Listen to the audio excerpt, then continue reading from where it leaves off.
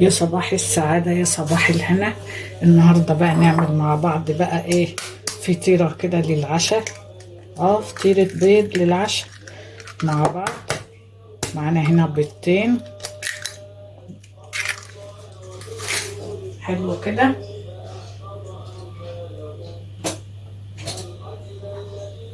هننزل بقى عليها شوية كمون، معلقة صغيرة، معلقة فلفل أسمر طبعا،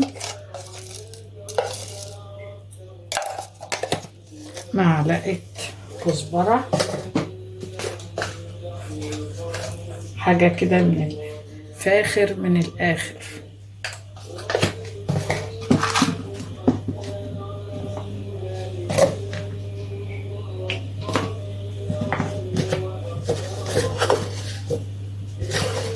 طبعا هننزل بشوية ملح وشوية فلفل بالشكل ده. نبدأ بقى نضرب بقى المكونات دي كلها كده، نعمل أحلى فطيرة بيض لفطار أو عشاء. نربها جامد كده بالمعلقة. معانا هنا بقى طاسة حطيت فيها ايه حبة سمنة صغيرين، وانزل بقى ايه بالبيض بقى بالشكل ده كده.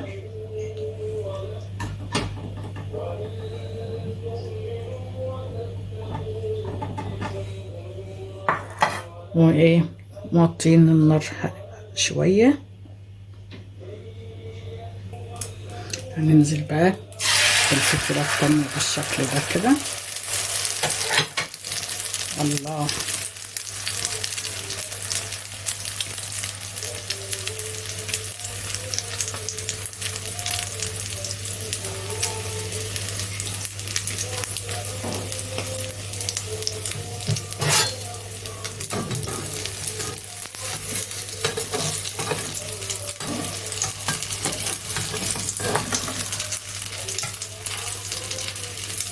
فطيرة البيض لجوع بالليل. ممكن تحطي مع الفلفل الالوان بصل لو حابه تاكلي بصل. بسم الله ما شاء الله، اللهم صل على النبي. عملت فطيرتين بيض ما شاء الله عليهم، حلوين قوي.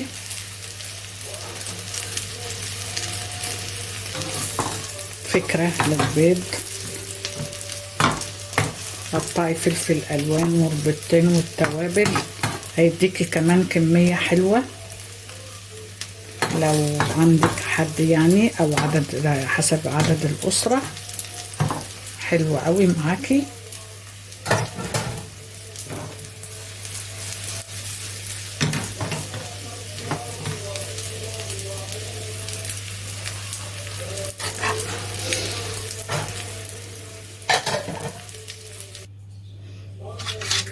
عملنا كده بقى فطيرة، وهنا ايه عملنا بقى سندوتش اهوت بالفطيرة البيض، وهنا معانا واحدة كمان اهي. بسم الله ما شاء الله عليها. دي فكرة حلوة للعشاء او جوع بالليل. ممكن تقومي تعملي البيضتين على السريع وقرنين فلفل اخضر معاهم، وبصلايه لو حابه تحطي بصل، ومعاهم اي حاجه تفتح للنفس. وانا حبيت اديكي فكره حلوه لفطار او عشاء. بحبكم في الله يا احلى متابعين. ما تنسونيش في لايك وشير واشتراك في القناه. اشوفكم فيديو جديد وفكره جديده من مطبخ بشار الخير.